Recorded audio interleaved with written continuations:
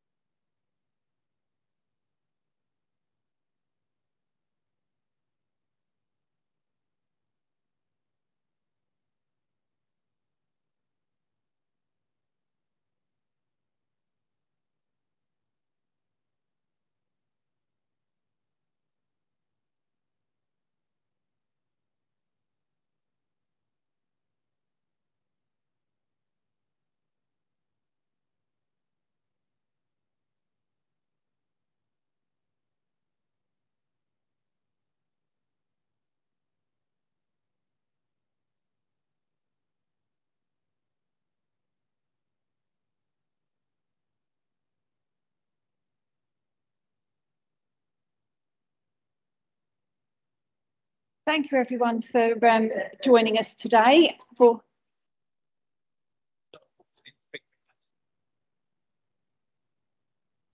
Thank you, everyone, for coming and joining us today with our first Tendering for Growth event. Sorry.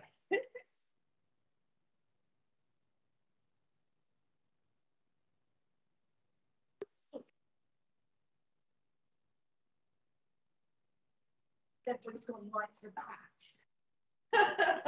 It's like, oh, right, the pacing, yeah. It's like swiping.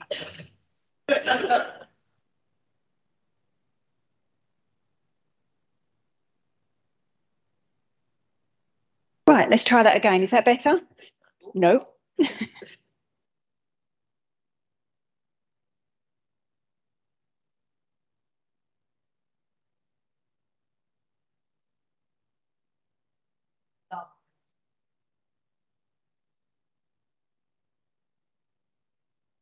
What I'm really doing is putting the speakers at ease because nothing can go wrong apart from this.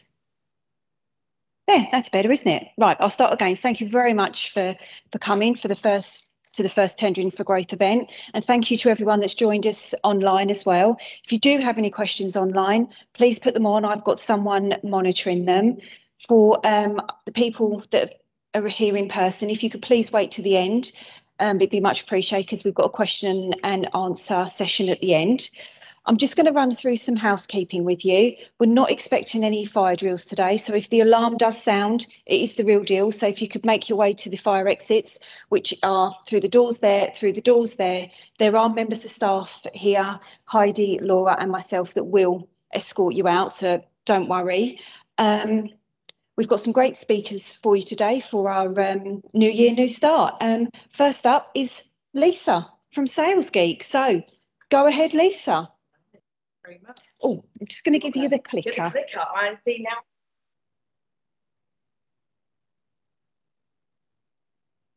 If you're not paying attention, I will come pop you on the shoulder or something. It is a thing. It has been known.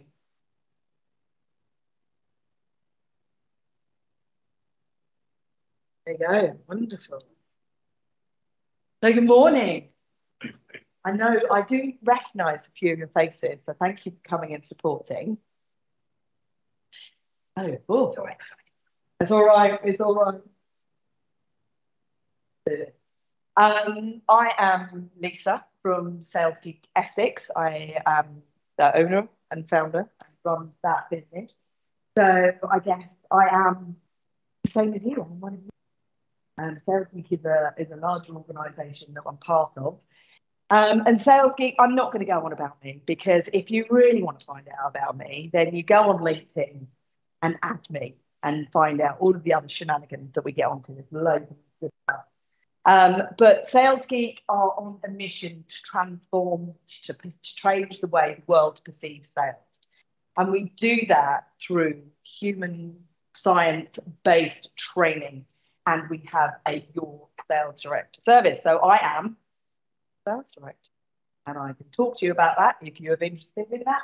That's absolutely fine. But today, what I want to do is to be able to give you a huge shot in the arm, a little bit of a dose of Sales Geek and what we stand for and what we give to, for free, an awful lot, to the local community and to the wider community. Now, transforming the way the world perceives sales, we can't do that just with our clients. That's why we do things like this. That's why we have a free sales training app, which I'll look at later on. And that is what we're all about. It's about making sure that you get all the good stuff that you can to grow. So, trainer. Oh, no, I managed to do the. Actually, that was probably the production team who did that. Look, that's much better than I can do. So, with mindfulness, being mindful of the fact that it is a mental health awareness week.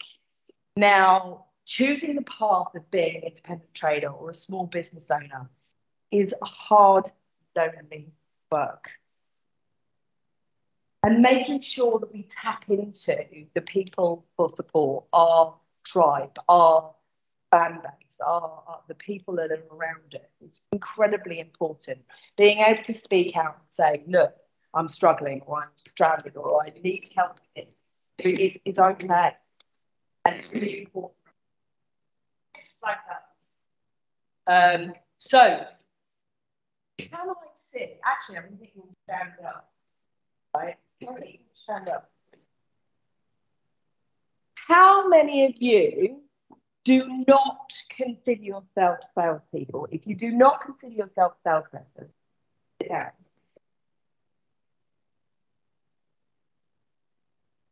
Love that you're saying. Thank you very much. So, fundamentally, we are all salespeople. All have the responsibility to be able to both want to do believe in. Best salespeople in the world are children. Children know how to sell stuff. All they do is they ask. Okay, sales, all sales is, and the way that Sales Geek sees sales, is it's just about building relationships with trust and authenticity.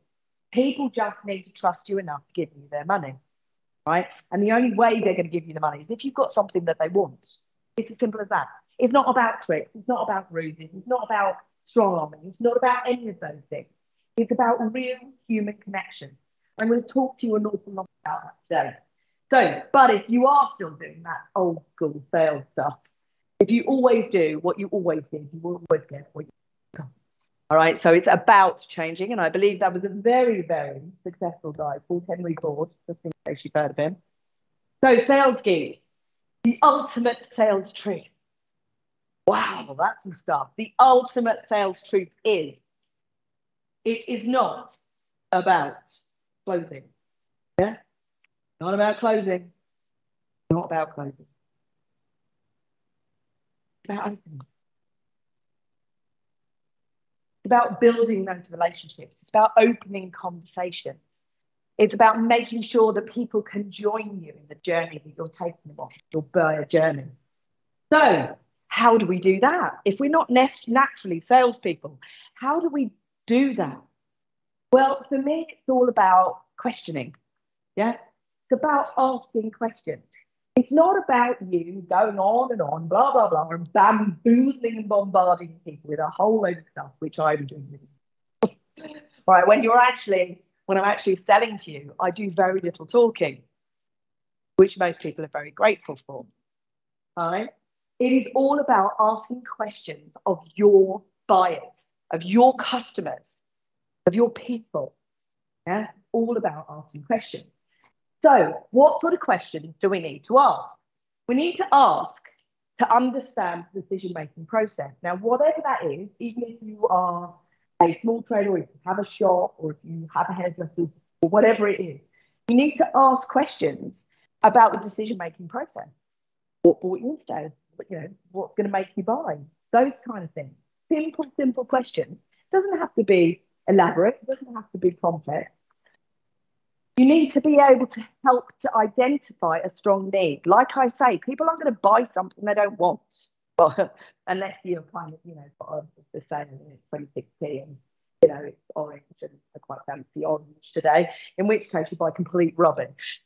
All right, but people, when you're thinking about a considered purchase or something that you really want to buy or something you want to invest in, people are not going to buy from you unless they have a strong need. Yeah. So to be able to identify a strong need is really important. Understanding value. Now, this is a two-way thing. We have to understand what our values are and what we stand for, but we also need to understand what our customers' values are and why they buy and what their values are. Are they aligned? Because we find our own tribe. It is a relationship thing.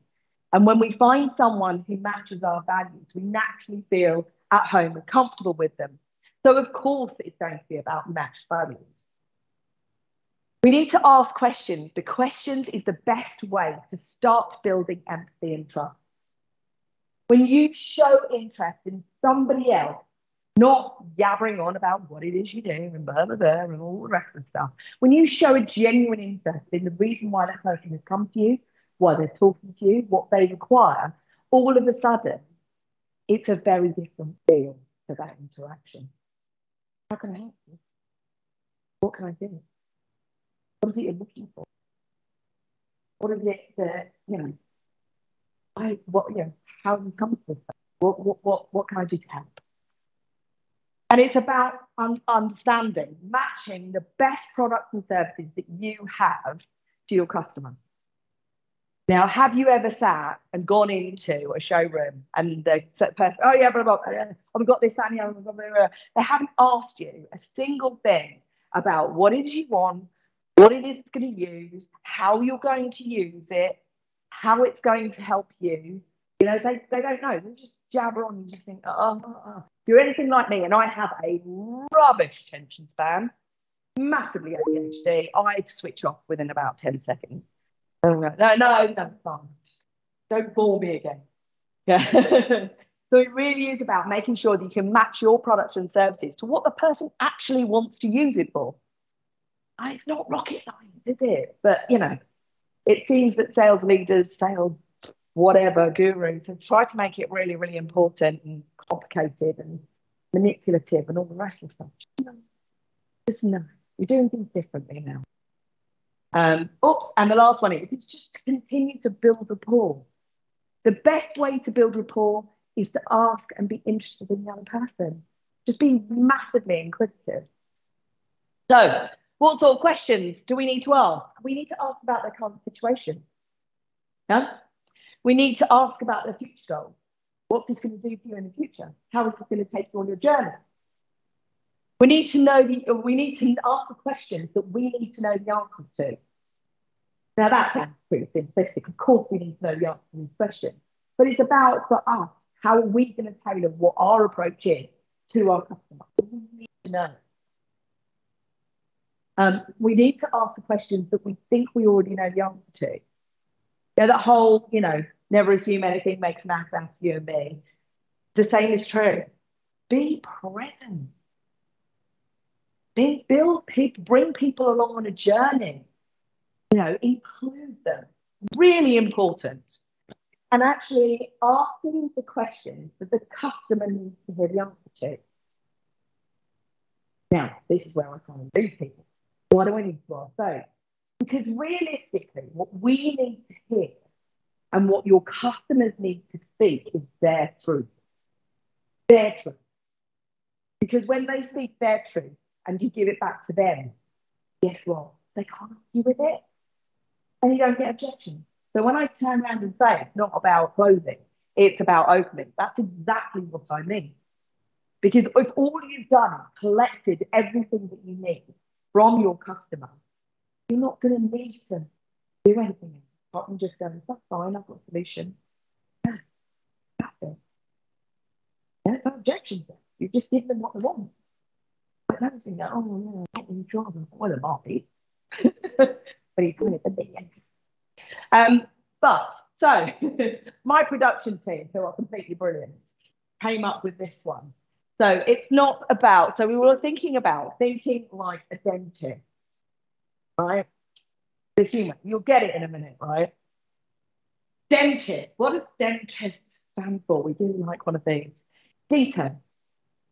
We need to understand the detail. We need to understand why. We understand the what. We need to really dig deep down on what it is that someone's trying to achieve with coming to you, speaking to you, talking to you, engaging with you in whatever way it might be. But you need to understand the detail. Empathy. Now, you can actually fake empathy. There are courses. I'm recently told. But fundamentally, being present with people is a hugely important discipline that we all need to use, not only with our customers and in our business, but with our staff and our teams and our people and our partners and our friends.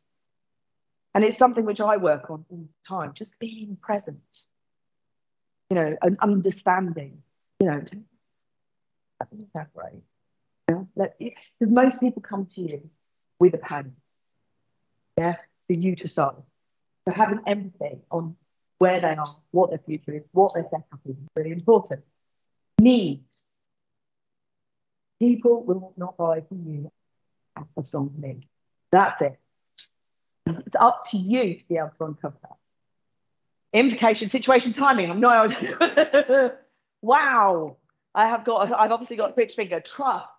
Like I said, all selling is building relationships through trust and authenticity. Implication. What do I mean by that? Implication is, what is the implication of you not buying what it is that I'm offering? What does it mean? Does it mean anything? Does it really matter? Yeah? Because if it doesn't matter, there is no implication. Are they going to buy from you? Probably not. Yeah, so what you need to understand what the implication is. If you turn around and say, okay, don't take this, what then? What are your alternatives? How does this fit? Because also what you're also finding is how you can hone your products and services to align with your marketplace. Let's have a look at being a bit expansive in the way I'm thinking big. Situation, what's the situation? What are they doing? Why are they here? Why did you come into my shop? Why are you buying a cup of tea? All about that relationship build. Yeah. And timing. Timing's really interesting because most things and most purchases can be important. They're not always urgent. And us finding the urgency in what we do and what our clients need is actually really important. Now, we all knew before COVID came and hit us in the backside that it was really, really important to go and wash your hands when you went to the toilet. But still nobody ate the nuts at the bar, right? Because that's not what happened, especially if it was next to the toilet, right? But it only became urgent when we felt that there was an urgent need. Yeah? So lots of things are important. We need to have a look at creating urgency. So this is where it gets funny. So when we say, well, we need open questions, now we have open wide questions. We're following on the dentist analogy here. So open wide questions. Open questions establish need. Who, what, why, where, when, how. Simple as that. It's about opening up a conversation. So if sales is not about closing, it's about opening. And we have to practice what those open questions might be. You cannot establish strong need by asking those questions. Lots of training in this. Lots and lots of training. So closed questions are great for, it can only be used for a yes or no answer. There is a closed question, answer is yes or no.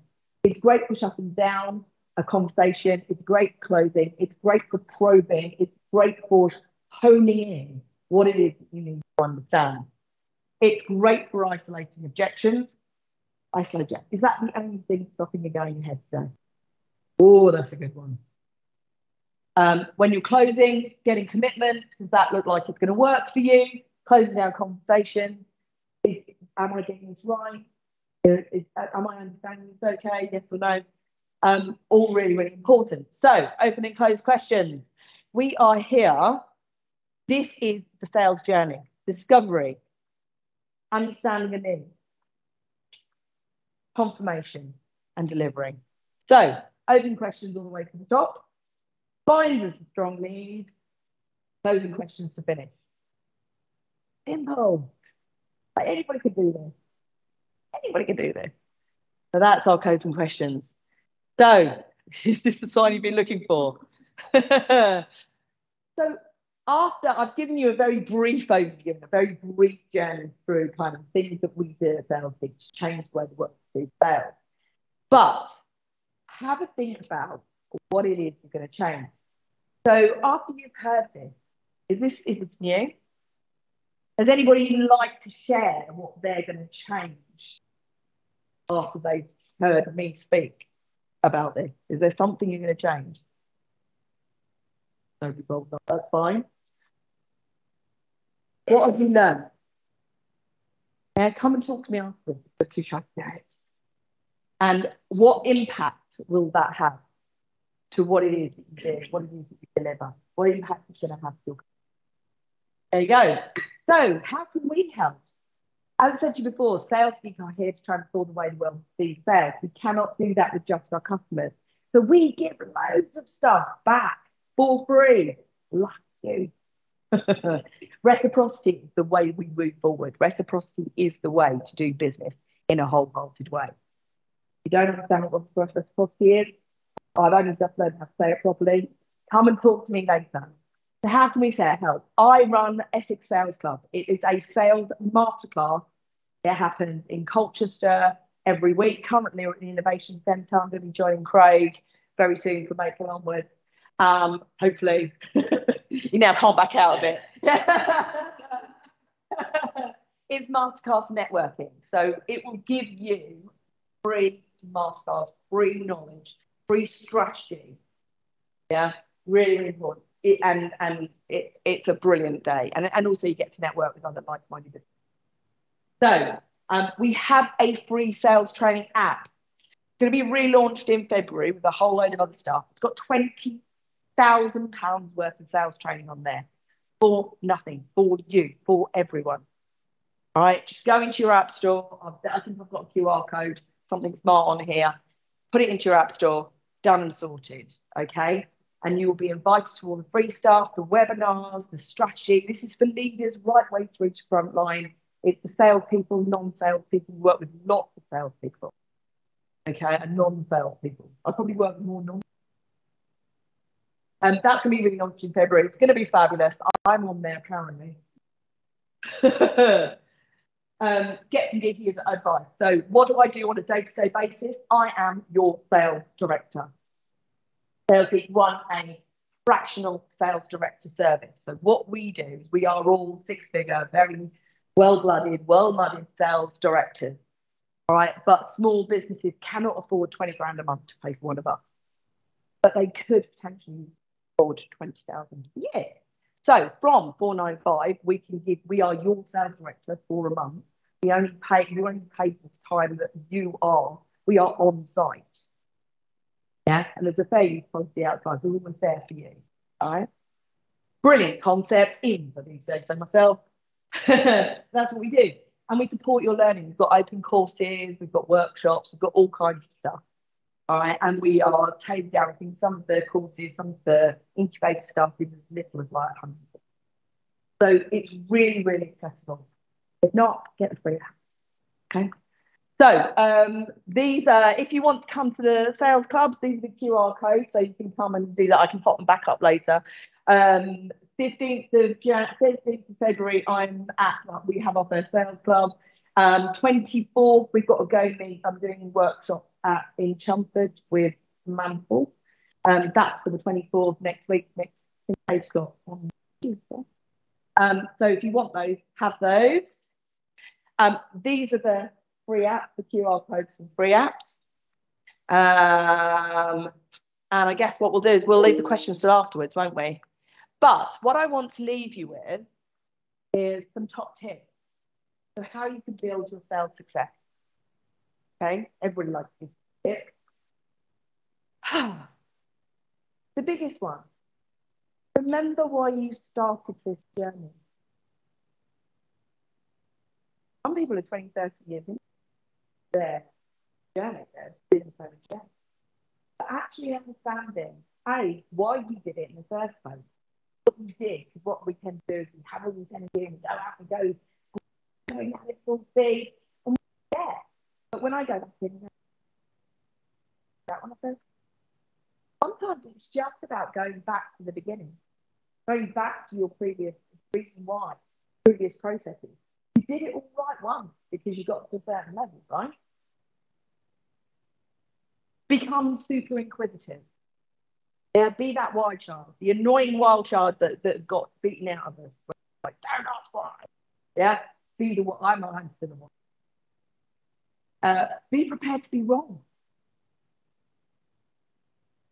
Yeah? We can't admit our ego gets in the way. We make decisions on our ego. It's always going to be the wrong one, without question. I never say always never, but that one is the truth. Yeah, you make a decision on your ego, it's going to be wrong.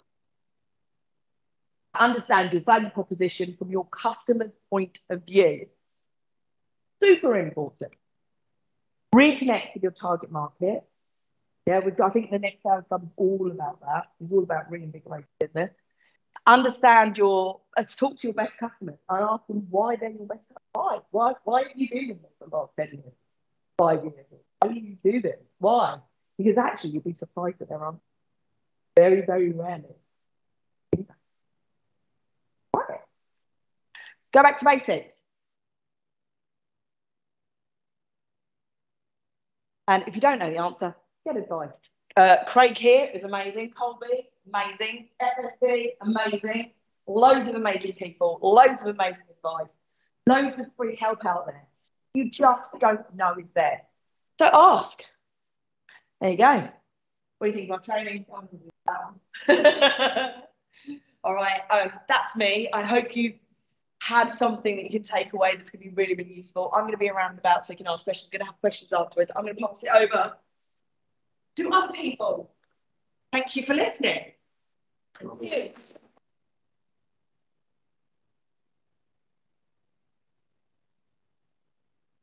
Thanks very much, Lisa. What I'm going to do, I'm just going to introduce you to Will. He is from Tendring District Council, but he is here on behalf of NEEB. I'm just going to bring his presentation up. Bear with me 2 seconds and I'll pass it over to Will. Also, if you do have any questions for Lisa, write them down on your pads so you're ready at the end. Okay, I won't be a second.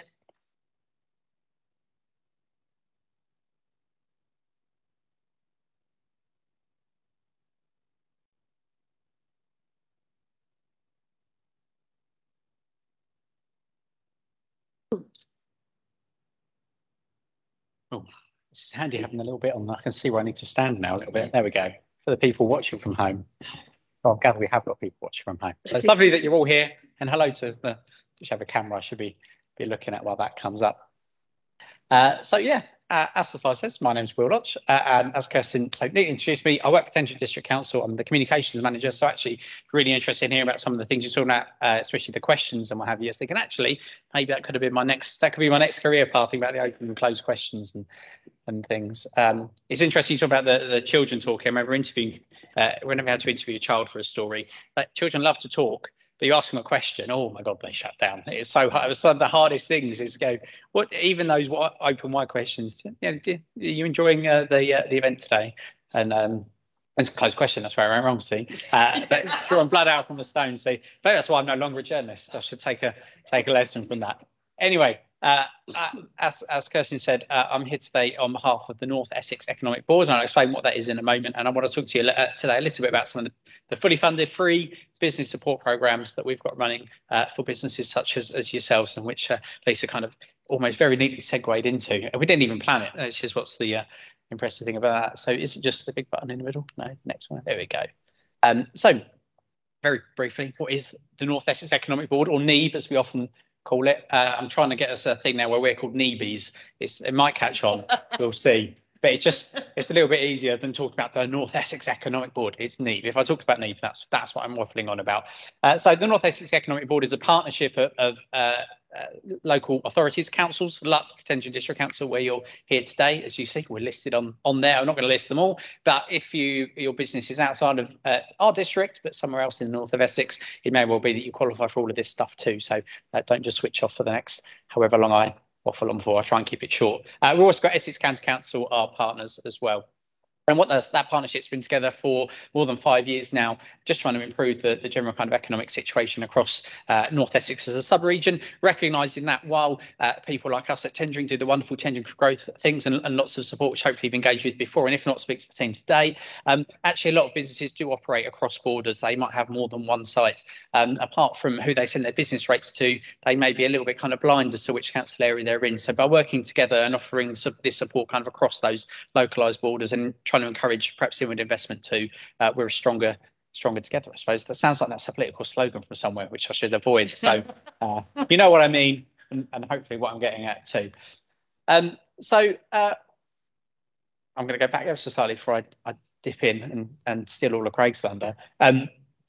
For the past kind of 18 months, 2 years now, NIB has had a really big focus on trying to support businesses through COVID-19 and the pandemic. And although we're in 2023, we're still talking about it a little bit, aren't we? Hopefully most kind of businesses are out the other side, but what we've done is a lot of support to try and help businesses through those difficult times. Again, lots of local councils individually would have been handing out business grants from government, but we recognise that actually people might need a bit more support around that. So one of our big focuses for the past sort of 12 months in particular has been a programme of business support to help you in your business. So first up, we've funding Colby to do some fantastic work for us. Now, I'm not going to talk about too much about this today because Craig's here and I don't know what's on his slides, but I'm hoping I can see from his first slide he mentions NIB. So we're winning on that one. But some of the support that we're funding Colby to provide for us is around a kind of pre and startup business support. So if you've got a business idea that you want to make a reality, then there's some support there to talk about. I really feel like I feel the pressure having Craig here trying to sell his things. That's why I'm not going to do it. I'm going to leave it to Craig. Digital skills as well, talking about kind of online sales, applying some of those sales geek techniques and how you can use those on an online platform, I suppose, driving traffic to your site and social media too, is one of the other areas that Colby provide for us. Import and export support. So if your company is is looking at importing, exporting items of any size, as it says on there, or if you're looking to start importing or exporting, then this support is really useful for you. And actually, Colby works really closely with NIB and the businesses that have taken part to adapt the programme over the course of the year too. So you can now take part in that online and segmented in weeks. So it's not kind of one big ask on your time. It's kind of chunked up for you to learn from. So again, talking about trying to break down the borders across North Essex, import export is looking at the slightly bigger borders that we might have. It might be particularly relevant here in Tendring, of course, particularly if you're operating out of one of the port areas, or of course links to the Stansted Airport perhaps as well. Low carbon is also a really important one. Obviously, lots of businesses are looking at reducing their energy bills. Maybe not necessarily because of the environmental concerns, so hopefully that's kind of part of it too. And again, the low carbon support there is there to help you look at tackling that. I'm going to not say too much on that because Craig's here.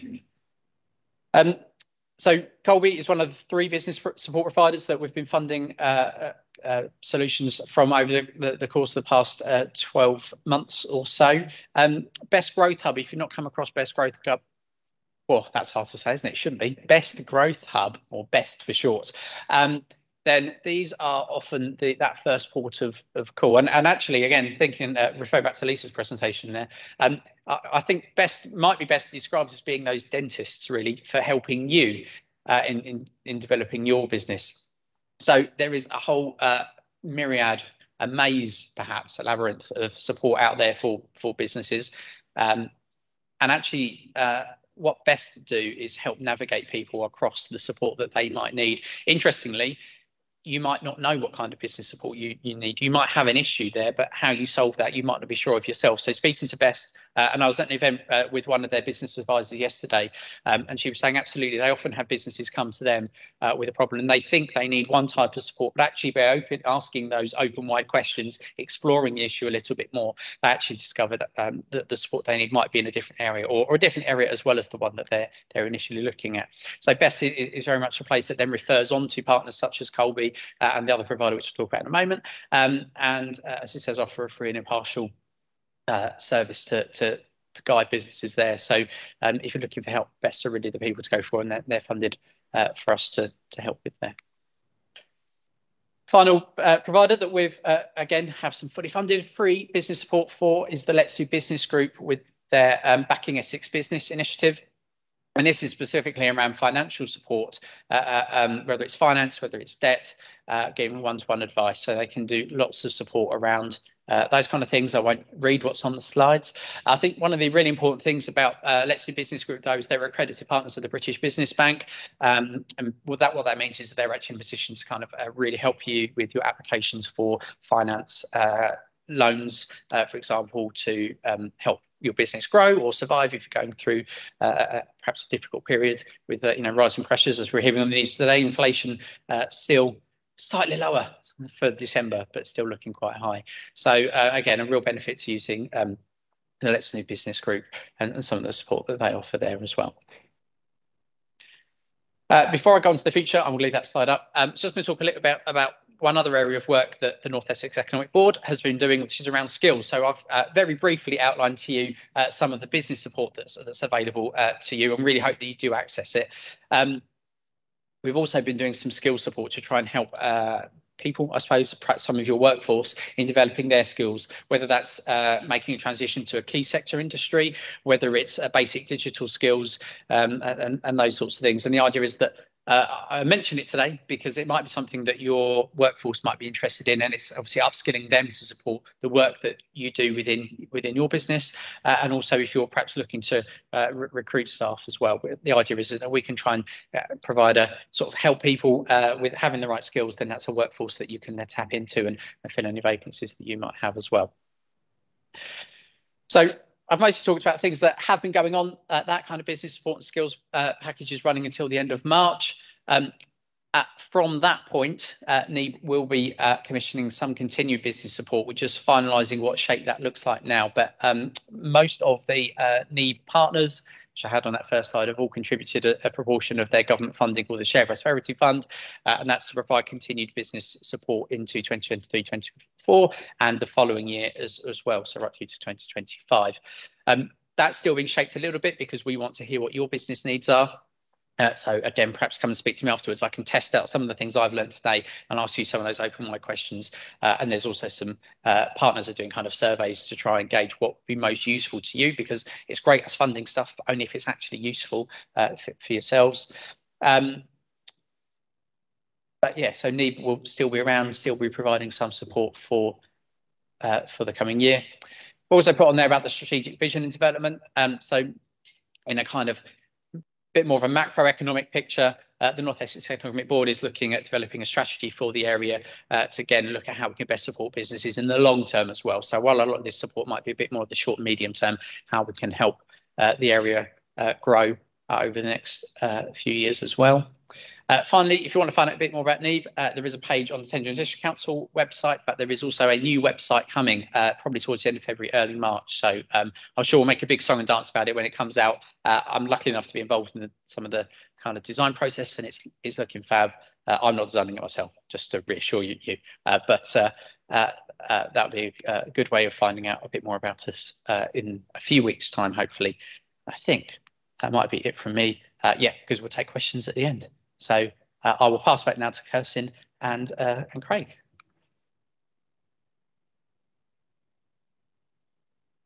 Lovely, thanks, Will. Passing over to Craig from Colby. I'm just going to swap the presentations round again, so just hold on a second, and Craig will be with you. And again, if you have any questions for Will, write them down. We're ready at the end, don't worry.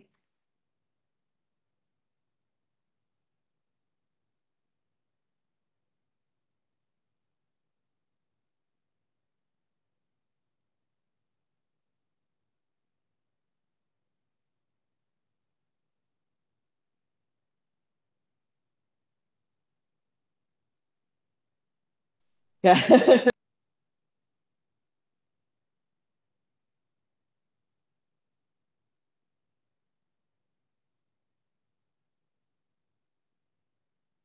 Morning, everybody.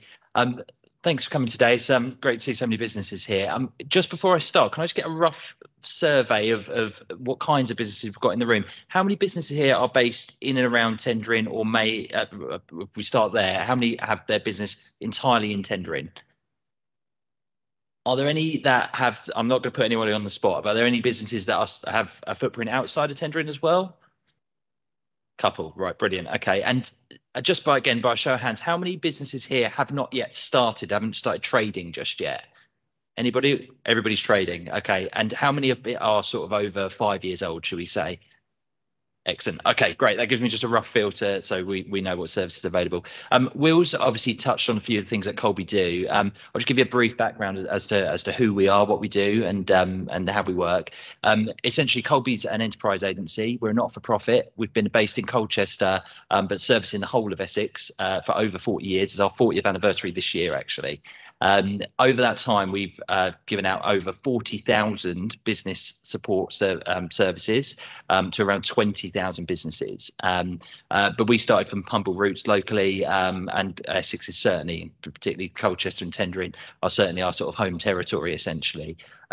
We work with small businesses, right up to medium businesses that have been right from their pre-start stages, right up to more established organisations, and we offer quite a broad range of services. So I'm going to touch on a few of the things that we offer today, and go through some of those. And then if you've got any questions or as to how we might be able to help you, please just do let us know at the end. So what we do can basically be broken down to three things. We're a space to work. So we've got 2 business centres in Colchester. They're home to around 60 businesses. They're incubation by design. So they're affordable office spaces, normally for businesses that tend to be under 10 people. They can be a bit larger, usually in their first 5 years of operation. We also have meeting and training rooms and virtual tenancies, and we're also about to launch something that we've lightly dubbed our Virtual Plus program at the moment, which essentially is somewhere between a virtual office, i.e. a postal address, and a physical full tenancy. So you can have sort of the best of both worlds whilst you're just sort of in that growth stage. We're a space to learn, so we've got training programs. Some of those I'll touch on today. There's more than will be on the slides ahead of us, but there's a broad range of different training programs that we offer. And we're a space to grow. So what we're probably best known for is our business advice. We've always done this sort of up and down throughout the support. And as Lisa, Will, and everybody else has spoken about today, starting out can be quite a lonely place. Again, some of those more established businesses might be a little bit off in the distant past now, but some of the more recent businesses that are in the audience might resonate with them. You know, sometimes you might have your friends, you might have your family, you might have other business owners, but actually sometimes you need somebody that's one step removed, that understands where you've been, what you're going through, what other businesses are doing, and actually hasn't got that screen of, you know, everybody wants to put their best foot forward and show their best stuff of their business. Sometimes you just want somebody that gives you the real true reflection on what's going on. So the services we offer try to give you a little bit of support in that way. So we're quite lucky in the fact that we obviously the NEEB is one of the more recent initiatives that's been running over the past year and will continue into the next financial year. But we've had quite a long-standing relationship with Tendring, which predates the NEEB. Throughout that time, I mean, we've built quite a good understanding of what the landscape looks like in Tendring. It's quite diverse. There's quite a large, actually, it's one of the larger sort of populations in Essex. You have really good interest in being entrepreneurial. There's quite a large amount of startups that are happening in Tendring. So there's a real spirit there. And actually, what we saw during the pandemic is probably in the first 2 to 3 months, we saw about a 300% increase in business support uptake from organisations across Essex, but obviously particularly in Tendring. Throughout that time, we anticipated over time it would drop off, but actually it hasn't. It's continued to sort of be maintained at that level and increase, actually. And I think one of the things that's driving that is a lot of the pressures that have been placed on businesses from the cost of living. There was a lot of support coming out, although perhaps obviously there could always be more, you know, when people are starting and growing their businesses, particularly in like the challenges that were faced over the past few years. And obviously, I think what we're seeing is actually that as that support has changed and is obviously turning off, the cost of living crisis has kicked in as well. 10% is obviously batted around quite a lot, just over 10% as an inflationary figure. But what I think our friends at the FSB did some research on this.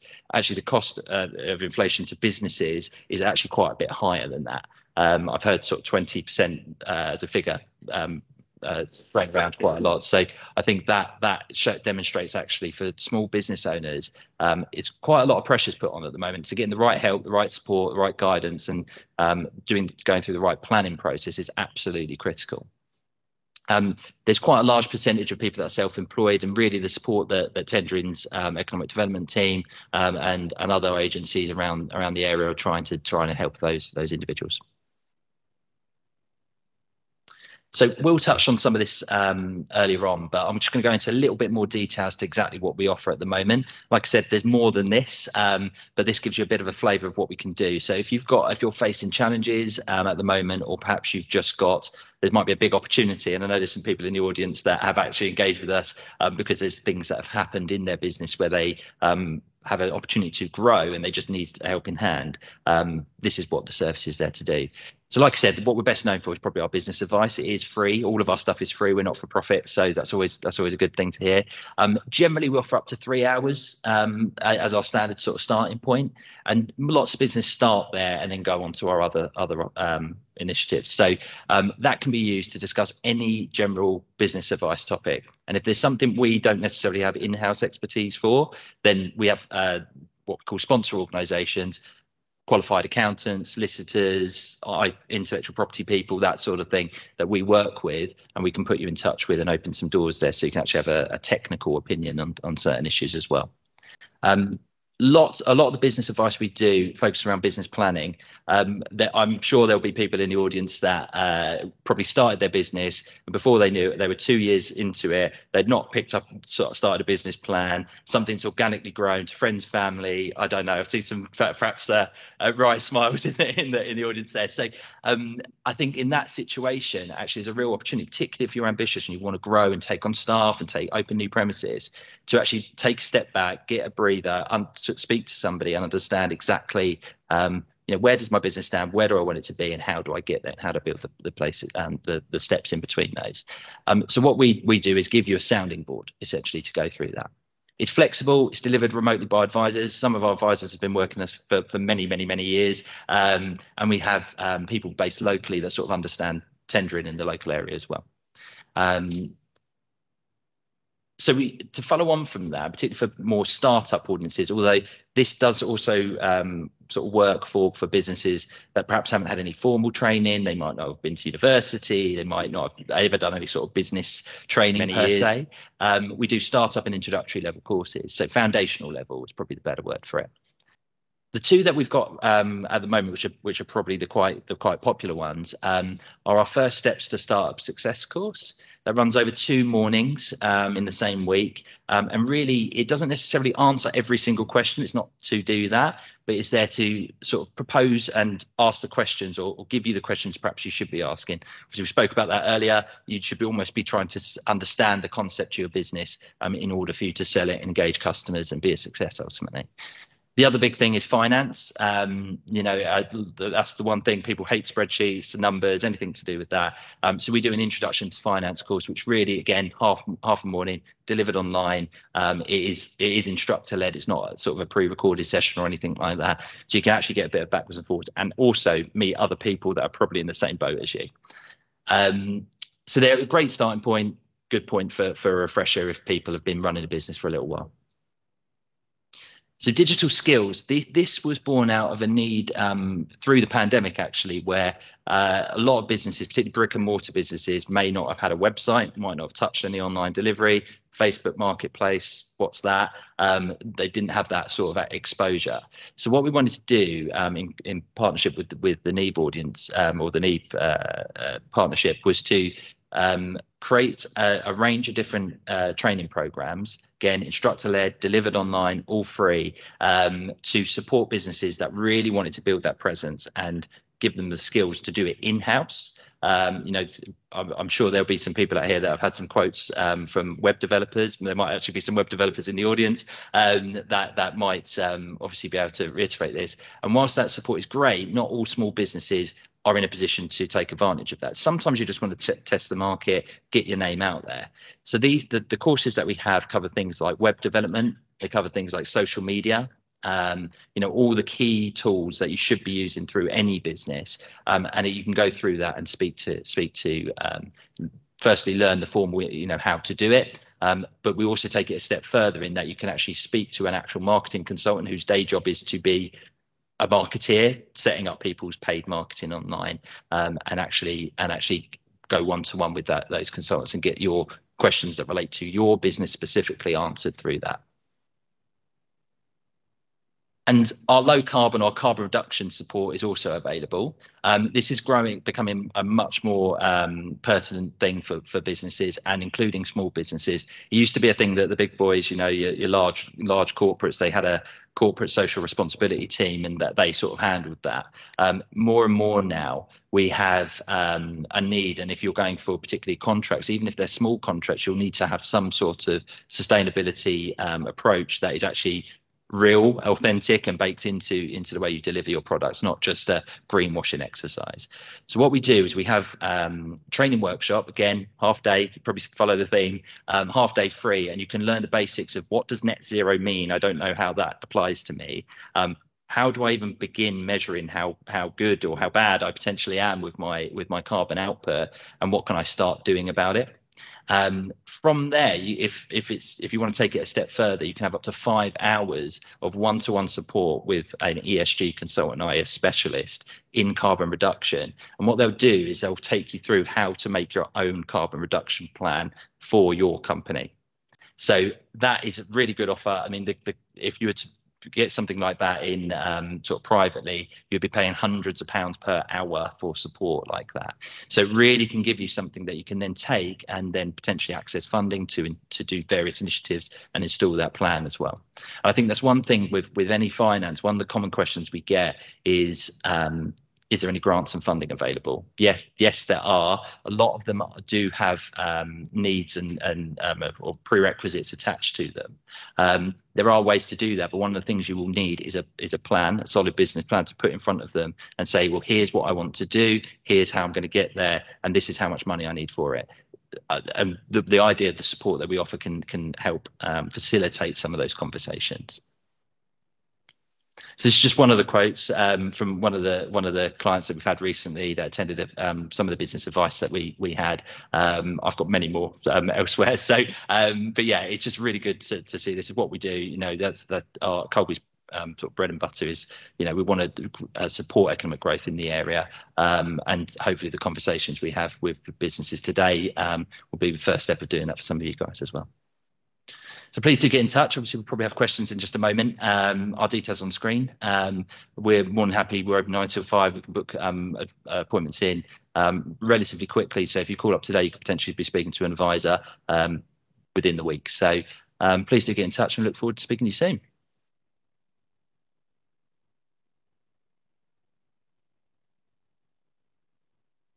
Right, lovely. Thank you. Now, does anyone have any questions? No questions whatsoever? Okay, hang on. So I've just got to bring this over to you just so they can hear online. Heidi, do you mind? Sorry.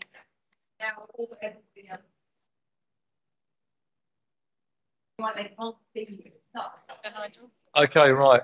Okay, thanks. Just the voice then, okay. No, really interesting. Thanks so much for those presentations. I just wonder what type of financial advice and actual finance in terms of money at the end of the day people you'd be able to offer them through Colby. Yeah, thanks. So in terms of financial advice, we don't provide grants directly ourselves, should make that clear. However, we, similar to other agencies, will obviously be operating in the business support environment and will know of potential funding avenues. One of the challenges at the moment, as you can imagine, is there's not huge amounts of what we call grant funding. During COVID, particularly if you had a business premises, you could get up cash grants put back into your bank account with essentially not many strings attached. There's not a lot of that around. Fortunately, what there is match funding. So where a business or a funder will put in a certain percentage of the money forward for a particular project. So unfortunately, that often doesn't apply for things like staffing costs and things like that, but it might apply for things like building a website, for instance. So what I'd suggest in circumstances, come and speak to one of the advisors. We can put you in touch with agencies that provide that funding, and go down that route. The other piece as well I would suggest is loans can tend to sometimes be a dirty word in certain environments, and not everybody's in a position to do that. But this is where the business planning piece comes in very, very key, because if you've got a cash scheme in a way, a business model that is cash generating, you will be much more likely to be able to achieve finance through traditional means, through a bank or through people like the British Business Bank, who have startup orientated loans or small business loans, which will be more affordable and more appropriate for your circumstances. So there are things out there. They are somewhat limited, and they are somewhat limited, particularly due to the cost of living. Private banks, etc., are lending less and less at the moment. However, there is things out there, but that you do need a rigid business plan and a project or a initiative to apply those to. So yeah, it depends on the individual circumstance. So I can't give you specific examples, dependent, but there are some things out there that we can discuss with the business advice service. That sounds like you're the right person to point people in the the appropriate direction. Yeah, thank you. Yeah, and there's partners, as mentioned earlier, the Back in Business Essex initiative. They specifically work around that, but we will work, because we're all part of the NEED partnership, the expanded NEED partnership. We all work together on Crossford First. So if we can't do it, we'll probably know somebody that can help. Yeah, somebody who does. Yeah, right. Thank you. Does anyone have any other questions at all? Yeah, lovely. Heidi, sorry, this lady here, sorry. That's fine.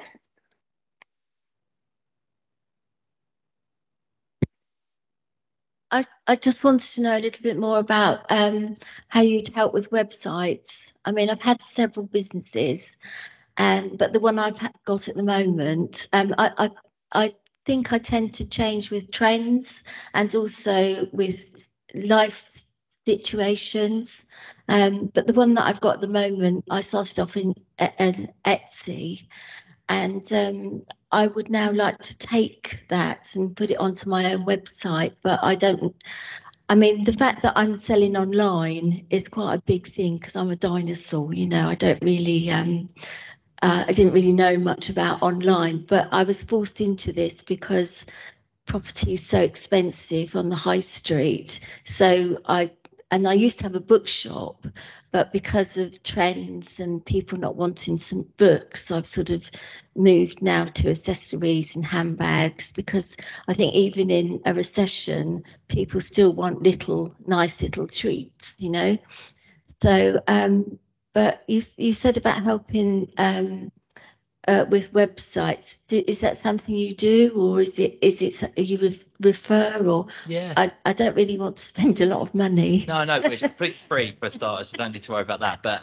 yeah, absolutely. So you're not alone. That's very, very common. You often get that. And actually, it sounds like you've already taken quite a lot of steps towards addressing that challenge. So businesses often come to us, and we might have like a pub, for instance. Now, it's very difficult to digitalize a pub because it's by the nature of it. But they come to us and they might need to just enhance their presence or actually launch a new product service. They might want to sell beer mugs on Etsy, for instance. So we would set them up. Initially, there's a couple of things we can do. So our business advice service, we have marketing consultants that build websites. They create digital content. They do that sort of thing, and we can set you up one-to-one with them. They unfortunately won't do it for you, but that's with good reason. They will do it because they want to it's the old teach a person to fish adage, isn't it? So we will take you through perhaps what you've got at the moment, how you're working at the moment. Well, I've got some followers on Etsy. Yeah. And I've sold on other sites. I've sold on Amazon as well, and we've sold on other sites, haven't we, Laura? But this is Etsy seemed to be best for what we're doing. And sometimes it's about having multiple channels, multiple different websites. And I just thought if I could get out there a bit more, I'd have a wider market, So what I'd suggest, we do run a website development course. It's short, and it is again, it's foundational level, so it's not tech tech stuff. You know, it's there. It's made for people that have never touched it before, and just want to get sort of dabble and understand a bit more about it. If you've already got some stuff that's up and running, the business advice service, it can be a bit more tailored to what you've got. So you could actually sit with a consultant online with your website in front of both of you, you know, over video call, and they can look at exactly what you've got going at the moment, and then sort of give you tips and sort of coach you right to the So could you give us details on how I can? Yeah, definitely. So you can give us a call, drop us an email, talk to me afterwards, and I'll give you some details. Yeah, cheers, sure. thanks. I'll hand this to everyone. Thank you. The speakers are staying afterwards for the networking, so if you do have any questions like that, just please stay behind and ask. Does anyone have any other questions at all? Yeah, lovely. Thanks, Heidi. One aimed at Lisa. Yeah, Lisa, how would a sales geek engagement go for one of us? So if you're going to be a sales director for us, how does that look? How do we engage you? Well, thank you very much for asking. Basically, Sales Geek, it's a first port of call is a discovery call. So it's really about understanding you and understanding your business and what you're trying to achieve. For the most part, people come to Sales Geek when they have been running for quite a while and they've been stuck in a holding pattern. This seems to be something which happens quite a lot, and they just haven't been able to push past that ceiling. So we work with all kinds of businesses, right the way from startups right the way through to PLCs and people who've done. So it's about finding out what it is you're trying to achieve and what you haven't been able to do. Yeah. So and what we do is we then come in and we'll say, look, you know, how do we do it? We know we're going to be able to help you. So we will be your sales director. So this is everything that a top level sales director would do for you. That's what Sales Geek do for you. And then we work it out from there.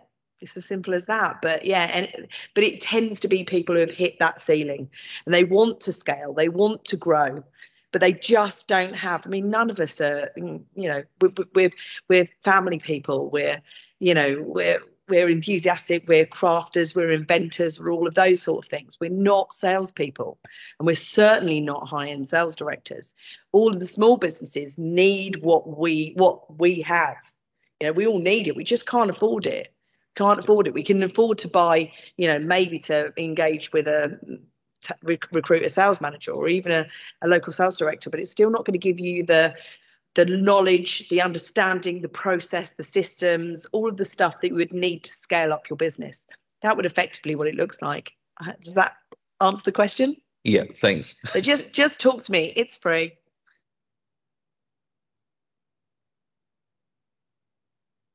Oh, lovely. That answered that one. No, it's perfect. Thank you.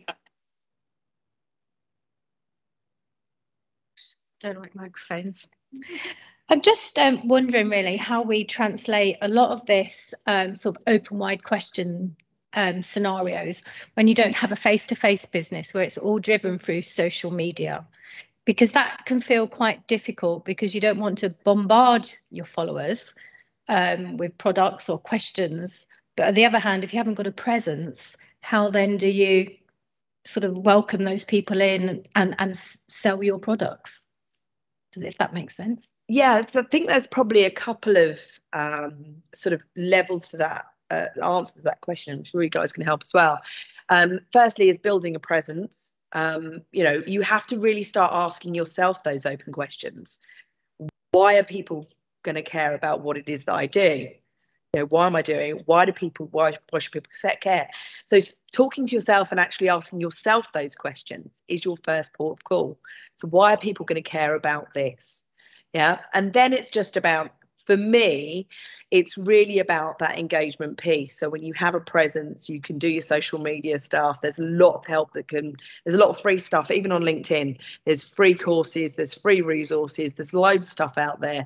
Free Sales Geek app, you know, really understanding about how to do that. But in asking questions, what you're getting people to do is engage their brain. Yeah. So you can use questions like imagine if, You know, that creates something that happens within our limbic system, which is our, is our decision-making thing. So about asking those questions that will actually engage your audience.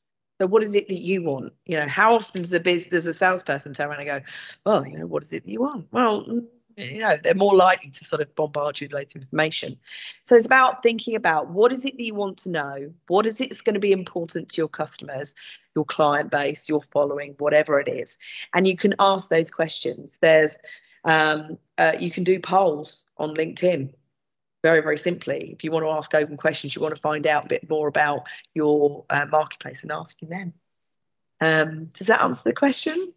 Or would you like, I can give you some more.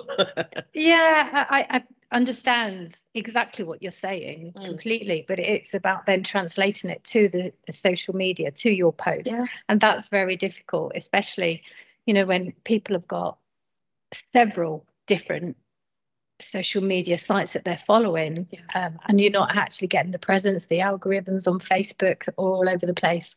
So it is about, you know, how then you engage that audience to want to participate sort of with you and obtain the answers to those questions. Can I ask what kind of business it is you? Yeah, a personalised sort of homeware, clothing and gifts. Yeah, because it's a challenge when you put, say, a poll, as an example, out there, getting people to respond to it is a different thing, isn't it? There are ways you can do it. I think is it market research is essential, almost like a pseudo sales process in itself. You know, you might not have a direct dialogue, you know, a verbal dialogue with those customers, and that's going to be really difficult to get, you know, to get the ball rolling. When you do, then absolutely you can sort of to ask them to your heart's content. I think there is a piece around, there's again, it depends on how far down the rabbit hole you've gone with your marketing so far, but it can be very, there's a lot of tools out there and things that you can use to analyze the engagement and the kinds of engagement, the kinds of demographics that are clicking and where you are getting engagement, and then you can sort of tap into those people specifically. An example would be something like LinkedIn. You know, if everybody, I'm assuming a lot of people have LinkedIn, you get those annoying ads. You probably have one from me because we're running one at the moment, which will, and you can sort of see who clicks and who opens those, and then from there you can sort of go into a little bit more details to what's the trends that I see, and that analysis can be quite useful. And then you can sort of actually look at your existing customers, and as Lisa said earlier, speak to them and sort of ask them what's you know, why would they do that. I used to work for quite a large sort of job board platform that you would be familiar with, and we would literally pull people off the street and offer them £50 Amazon vouchers and then put different propositions in front of them to see what their feel was. So there's different ways and means of doing it, but it's market research can be and understanding what options are there could be quite useful. So in summary, I think look at what technical tools you can do through your channels that you've probably already got that you might not be accessing. Google My Business, Google Analytics, that sort of thing. There's a huge amounts of information that can just give you an insight as to where you might start looking for the people you can start speaking to. And then I think the other piece is around just understanding and starting those dialogue and not necessarily going down the top level things like you know, the face level things like polls necessarily. They can be great, but understanding that you might have to hit things in different ways and then bring it all together at the end. Can I jump in there as well? Sorry, just to say, I think it comes back a lot to what Lisa was saying as well about building that rapport as well. So I think kind of a hole that some businesses can get stuck in on Facebook is, or any social media, is they'll only kind of do a post when they've got a specific call to action. It's like, hey, we've got a new product, or hey, we've got this going, which is important, and you need to put that information out there. I think the difficulty can be if you're only ever asking people to do something, you don't have that relationship there. You need to build that. So again, polls is a really good example, but you can ask that kind of open question, and you know, you want to sort of look at the trends, make it thematic, you know, all the stuff I'm sure you're doing anyway. But don't be afraid just to ask people, you know, this is probably too vague. I'm trying to cover all businesses and opportunities here, but you know, what are you up to this week? Or if you're doing homeware, you know, if Mother's Day is coming up, what presents are you thinking about doing? And you don't have to explicitly go, hey, we've got this range on offer, but by asking that question, people will hopefully engage. It will boost your algorithm response as well, because more people kind of comment, like, share perhaps as well. That'll obviously help boost your channel generally as well. Hopefully you can do some kind of quite a high phrase of sentiment analysis. It doesn't have to be anything fancy. Look through the comments. Are there those themes that you can have? And then once you're building that audience, once you've got that rapport, then you can start moving to those kind of identifying the need, and then looking at some more of those kind of closed questions. If we did this range, would you be interested? Or following up with kind of direct messages and that more one-to-one thing. But you can still build that wider engagement with that broader audience first. That's my two pence. Thank you. Sorry, can I just, we're together, but when it comes to socials, a lot of people are saying, you need to be using things like TikTok, and you need to be doing reels and all of that. And is there anywhere that you can go to sort of get the sort of lowdown on socials, where their place is, what you should be using, how to use it, these kind of things? For what people that don't really understand it. Too, okay, so do you want to go? Yeah, no, thank you. So we do have a specific course on exactly that. So it's a very condensed thing because the world of social media is vast, but it just gives you a starting point. So yeah, if you're on every single channel, you're going to ultimately have much more presence, as you can imagine. But it depends on what audience you're looking for. There's no point if you're advertising to people that are over 55, then going on TikTok, because I imagine that's probably not the target audience of TikTok. But so I think that it's understanding what your audience is. This comes back a little bit to your business planning process. I don't know, you may have this, but who is your target audience? Do you know that, or could it be anybody? Obviously, you would welcome every customer you can get, but who is your target audience? And I think understanding that and understanding what your proposition is and matching those two together is absolutely critical, because then you can start. It's easier to have that conversation. So you will know people that you think, map it out. Like, okay, one of the exercises you do in marketing is almost that profiling, and you sort of go, right, this is Betty. Betty is this age. She shops at these kinds of places. It might be completely irrelevant, and some of it is a bit fluffy, but it does have its purpose, because when you see that person walking down the street, or you come into contact them with an event like this, you've got an opportunity to go, hang on, you could be my next customer, or hang on, I'm going to start asking you some questions. You might not want to buy anything from me, but you might help me step that product or that service, or the way I deliver it, or the way I put a message out on LinkedIn or Facebook or TikTok. You might help me tailor what that product or service looks like in the public eye. So yeah, it's very difficult. You don't need to use all of them for every single business. It can be useful, and it does give you good exposure if you can, and if your product and service is relevant to those channels. But also, the big thing in marketing is being authentic. I think that word's been batted around a couple of times today. There's no point you going on it and doing something that's really awkward and not quite you, and it doesn't represent your brand. You've got to have something that is real to your brand, and that otherwise people will see straight through it and they go, oh, no, thank you, because they don't want to be associated with it. And they want something, you think about the brands and the things that you buy, the car you drive, the hairdresser you go to. Somebody said to me once that, like, why do you use the hairdresser you go to? And generally the answer is, because I get on with the guy that does it. And it's the relationship you have with the business. And I think that's probably the consistent theme across all of us that we've said today. You buy from people you like. I know that's a bit of a cliche nowadays, but it's the relationship is what ultimately sells the product and services. It's difficult when you're a digital business to get that relationship, but that's what makes social media even more important, because you need to have the right tone, the right sort of approach to the media that you put out there.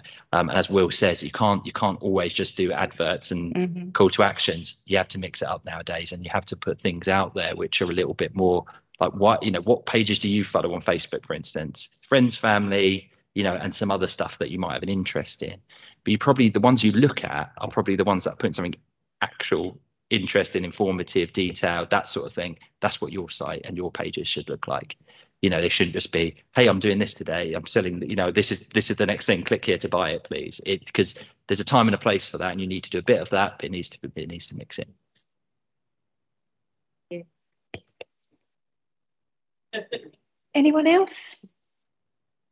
No? Okay, so the speakers are here for the remainder of the meeting. I just want to thank everyone for coming. Please stay behind, have another drink, have another biscuit if there's any left. do a bit of networking, and look out for the rest of our Tendering for Growth events that are going to be happening throughout the year.